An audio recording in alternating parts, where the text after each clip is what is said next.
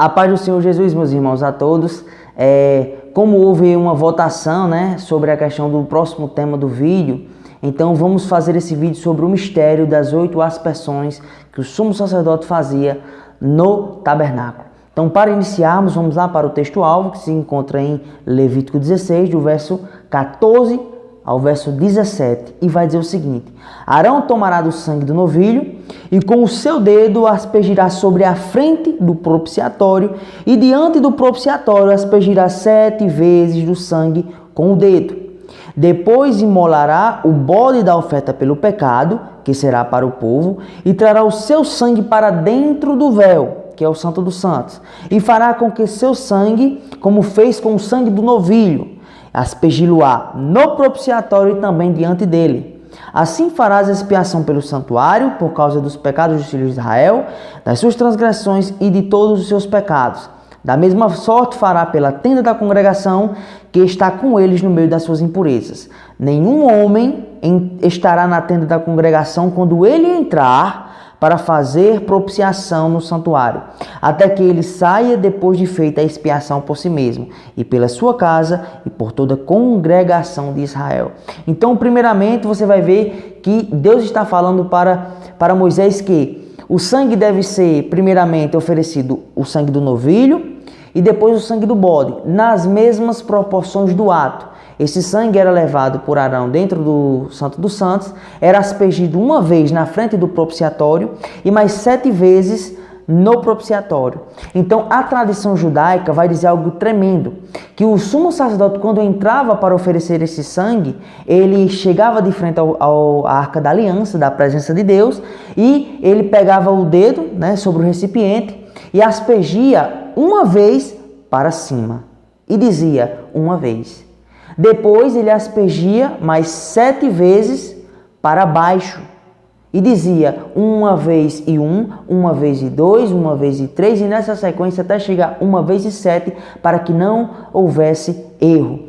E a tradição também vai dizer que existia uma linha de sangue que ligava o sumo sacerdote até a Arca da Aliança e, consequentemente, a presença de Deus. E isso vamos falar no final do vídeo, porque esse é o mistério. Então, você vai perceber que o apóstolo Paulo, em 2 Coríntios, capítulo 5, verso 21, vai dizer que Cristo se fez pecado sem cometer pecado. Então, ele está aplicando a figura do bode, oferecido aqui, a Cristo. O escritor de Hebreus vai falar a mesma coisa, que ele entrou num tabernáculo celeste, superior, para oferecer-se a si mesmo. Também vai ver que o apóstolo Pedro vai falar essa mesma coisa.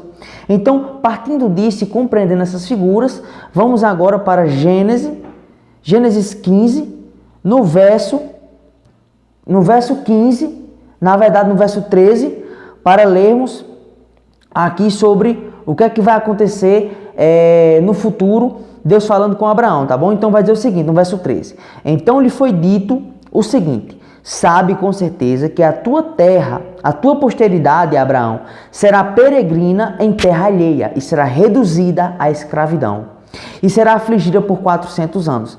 Mas também eu julgarei o povo a quem ela se sujeitar e depois sairão com grandes riquezas. Deus estava falando sobre o cativeiro de Israel no Egito e o julgamento do próprio Egito.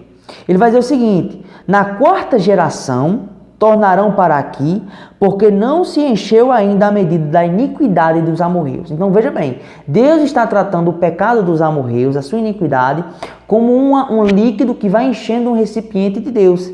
Isso aqui é tremendo, porque quando nós vamos lá para o profeta, o profeta Jeremias, no capítulo 25, nós vamos compreender que recipiente é esse. Então vamos ler Jeremias no capítulo 25, do verso 14 e do verso 15, que vai dizer o seguinte: porque também eles, está falando de Israel, serão escravos de muitas nações e de grandes reis. Assim lhes retribuirei, olha só, retribuição, segundo os seus feitos e segundo as obras das suas mãos. Porque assim me disse o Senhor, o Deus de Israel: toma da minha mão o cálice do vinho do meu furor e dará de beber dele a todas as nações a qual eu te enviar. Então agora nós compreendemos que recipiente é esse, que líquido é esse.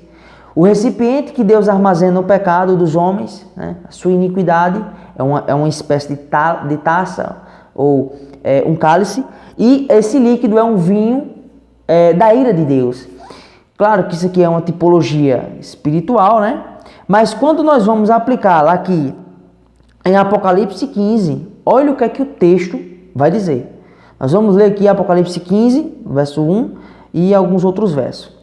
Vi no céu outro sinal grande e admirável, 7 anjos tendo os 7 flagelos, ou 7 pragas, pois com estes se consuma a ira de Deus. Olha só, o apóstolo João viu 7 cálices, e após esse cálice se consuma a ira de Deus, a mesma coisa que está sendo mostrada em Jeremias.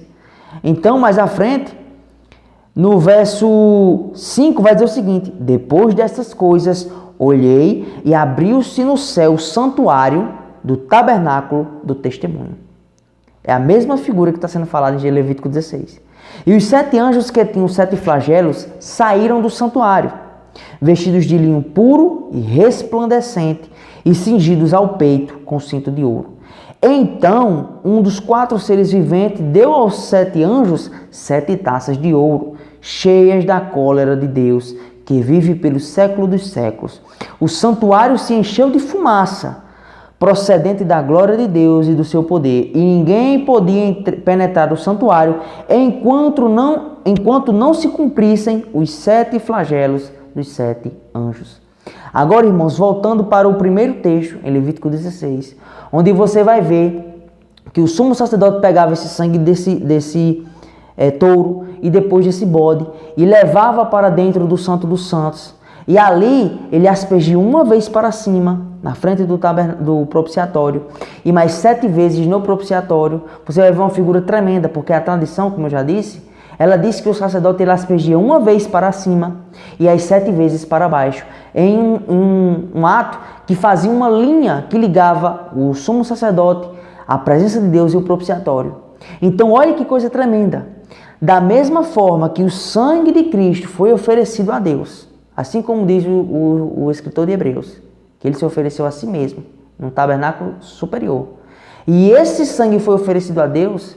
Deus, ao receber desse sangue, agora joga na terra 7 taças da ira de Deus.